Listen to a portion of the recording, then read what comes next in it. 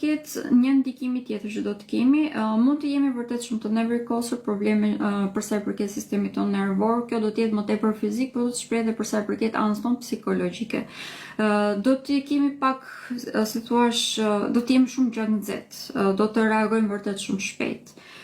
Tani, të gjitha këto që po them janë vërtet shumë negative, por në qoftë të se arrin që të kontrollohen, do të kemi fuqi shumë të madhe në dorë për t'i kthyer në ato në pozitive. Shenja e dashit e përmendëm në fillim që është një shenjë vërtet shumë pozitive sepse jemi shumë aktiv.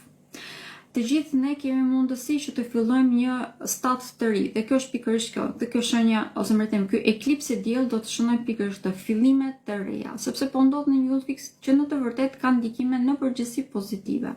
Na bën ne më optimist, na bën ne që të jemi më të aftë për të vepruar, për të marrë masa, për të mbrojtur veten tonë si ndaj dhunës, ashtu edhe në çdo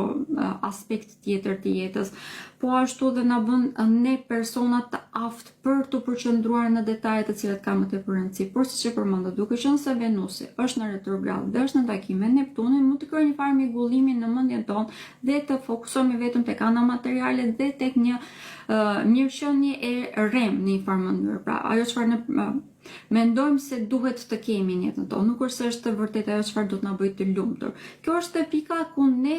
mund ta përdorim, sepse në qoftë se arrim që të qëndrojmë vetëm disa momente dhe të kuptojmë më mirë veten tonë, se cila është gjë që neve na bën vërtet të lumtur, cilët janë